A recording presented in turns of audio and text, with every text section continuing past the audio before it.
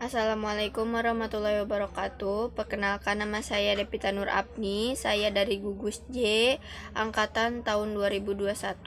Di sini saya akan menjelaskan kembali materi tentang LK1, yaitu tentang keismafarsian, kepemimpinan dan manajemen organisasi, metode persidangan, pengembangan potensi mahasiswa, 10 start farmasi, dan SEP dan IPSF. ISMA-Farsi, singkatan dari Ikatan Senat Mahasiswa Farmasi Seluruh Indonesia, adalah organisasi mahasiswa yang terbentuk konfederasi, terdiri dari lembaga-lembaga kemahasiswaan dari institusi farmasi di Indonesia, dan merupakan organisasi intra-universitas yang berbasis keprofesian, bertujuan untuk menyatukan opini dan ajang silaturahmi mahasiswa farmasi. ISMA-Farsi sudah mengikuti banyak event-event nasional, bahkan sampai internasional. Impact ISMA-Farsi terhadap diri kita, yaitu ada leadership, menerima sumber informasi, perkuliahan dimudahkan, belajar public speaking, ilmu alam, dan pharmapreneur. Kepemimpinan dan manajemen organisasi. Kepemimpinan merupakan suatu kekuatan yang memegang peranan penting dalam keberhasilan organisasi manapun. Tanpa adanya kepemimpinan yang efektif, organisasi manapun akan kesulitan untuk bekerja secara efisien, yang dimana dalam kepemimpinan terdapat seorang pemimpin yang akan menghandle jalannya kepemimpinan tersebut. Karakteristik kepemimpinan. 1. Penyingkapan diri, wawasan, tanggung jawab pribadi, agen perubahan atau agen of change, pengembang, pemegang saham, keterampilan mengatasi stres, ekspresi, menjinakkan anomi perusahaan atau organisasi, dan harmoni. Ada leadership style. Gaya kepemimpinan pada dasarnya mengandung pengertian sebagai suatu perwujudan tingkah laku dari seorang pemimpin yang menyangkut kemampuannya dalam memimpin. Perwujudan tersebut biasanya membentuk suatu pola atau bentuk tertentu. Jenis-jenis kepemimpinan. 1. Koersif, 2. Otoritatif, 3. Afilitatif, 4. Demokratis, 5. Pakai setting, 6. Coaching. Tentang manajemen organisasi, yaitu suatu perencanaan pada suatu perkumpulan untuk mencapai tujuannya. Fungsinya 1. Sebagai planning, sebagai lead, controlling, organizing, motivation, staffing, dan time management. Ranah kinerja apoteker ada di farmasi industri, yaitu sebagai formulator, quality assurance, quality control, research and development, manajemen supply, and chain.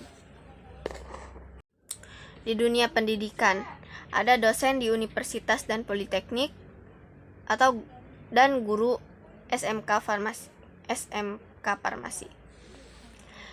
Ada di bidang bisnis, yaitu sebagai pengusaha obat, kosmetik, dan lain-lain. Ada di farmasi klinis, yaitu sebagai apotek rumah sakit, kepala instalasi farmasi, dan apoteker laboratorium klinik. Di lembaga pemerintahan, ada apoteker di BPOM, BNN, dan Kemenkes RI, bahkan di LIP.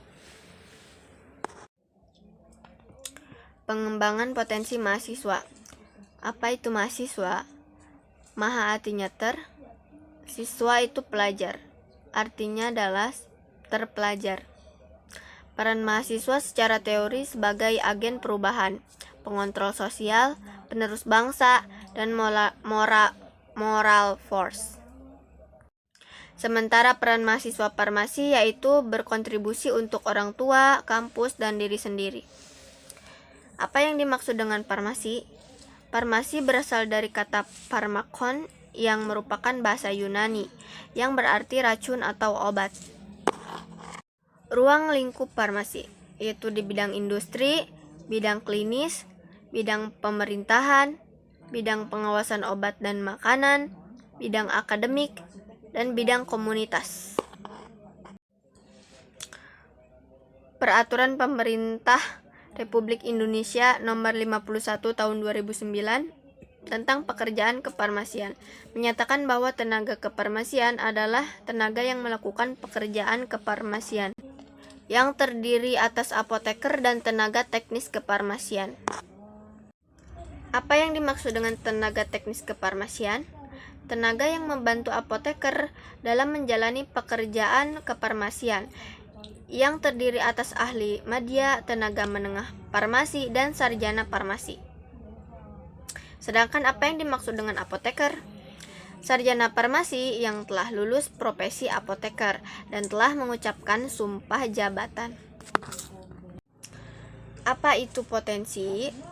Yaitu sebuah kemampuan dasar yang dimiliki manusia yang sangat mungkin untuk dikembangkan. Untuk mengetahui potensi diri, yaitu potensi melakukan analisis SWOT pada diri sendiri. Potensi tidak akan terlihat kalau tidak pernah diasah. Bagaimana cara mengasah potensi? Ada cara-caranya sebagai berikut. Dengan mengikuti BIMFI atau Berkala Ilmiah Mahasiswa Farmasi Indonesia. BIMFI adalah Berkala Ilmiah Mahasiswa Farmasi Indonesia yang terbit 6 bulan sekali.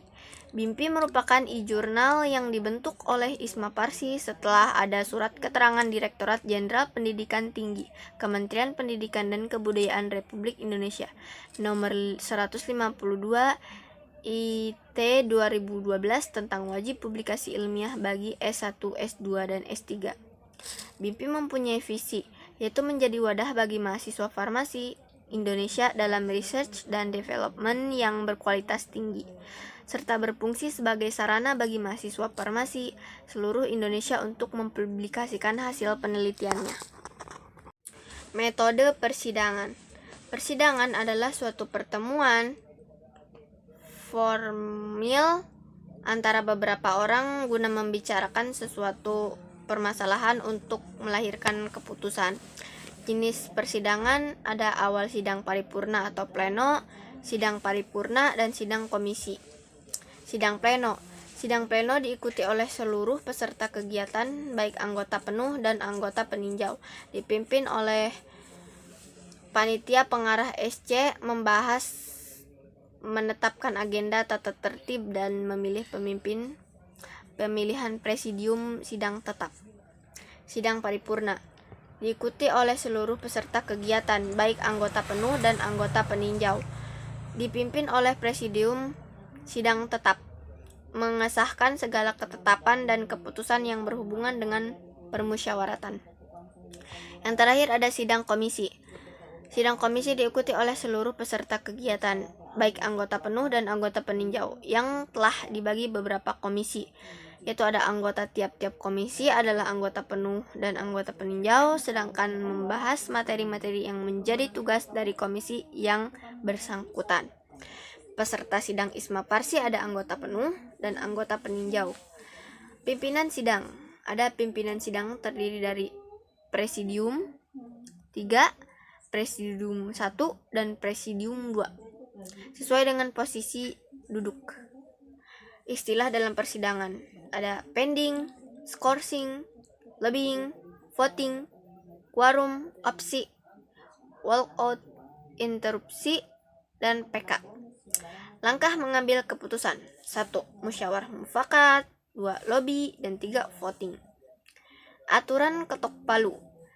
Ada 1 kali ketukan, 2 kali ketukan, 3 kali ketukan, dan lebih dari 3 kali ketukan, sesuai dengan peranannya masing-masing.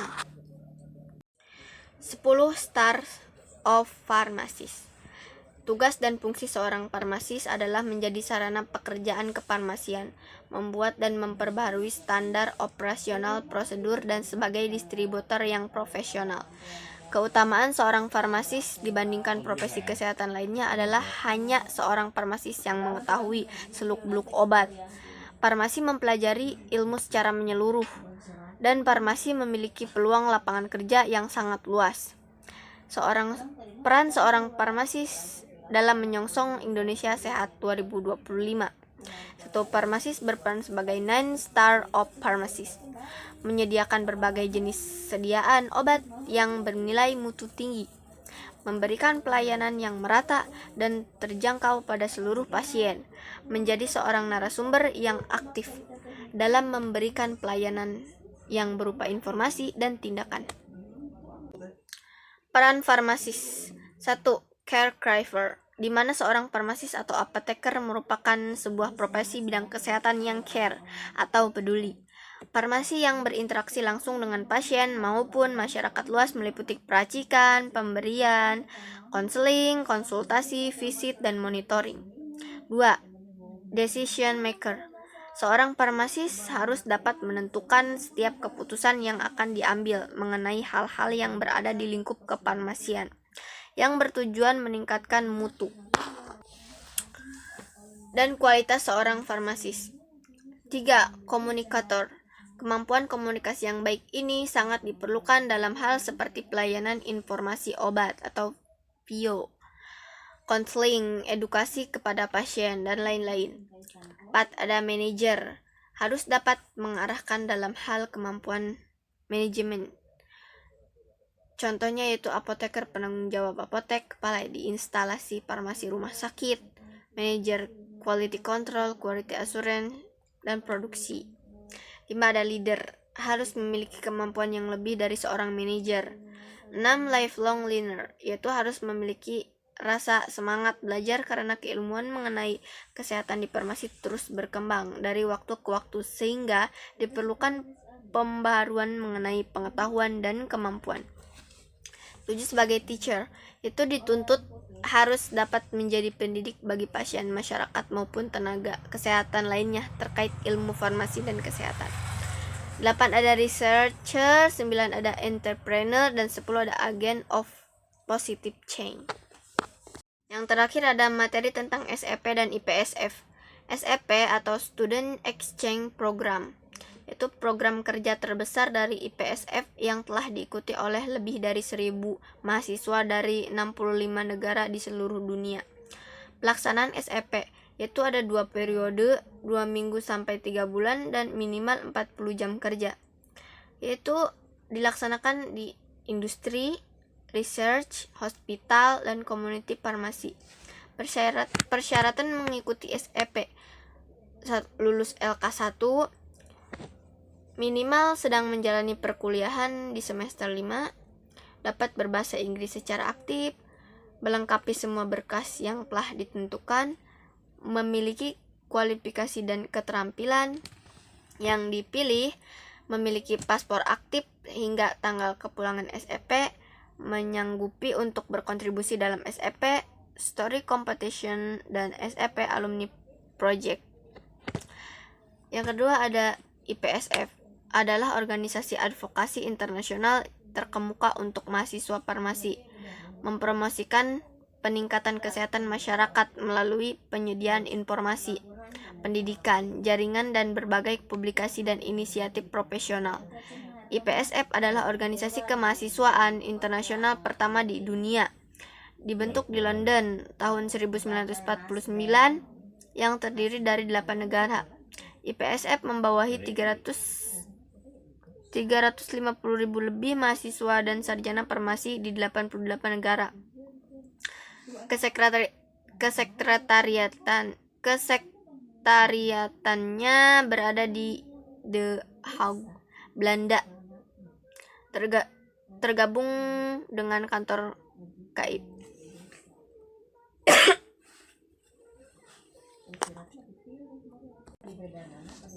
IPSF adalah organisasi kemahasiswaan internasional pertama di dunia, dibentuk di London tahun 1948, yang terdiri dari 8 negara. IPSF membawahi 350.000 lebih mahasiswa dan sarjana farmasi di 88 negara. Kesekretariatannya berada di Den Haag, Belanda, tergabung dengan kantor KIP. Organisasi yang bergabung ada WHO, IFPMA, UN, UNESCO, A4HP, dan FIP. Baik, mungkin itu tadi materi yang saya jelaskan kembali. di materi LK1. Kurang dan lebihnya mohon maaf. Wabillahi taufiq wal hidayah. Wassalamualaikum warahmatullahi wabarakatuh. Terima kasih.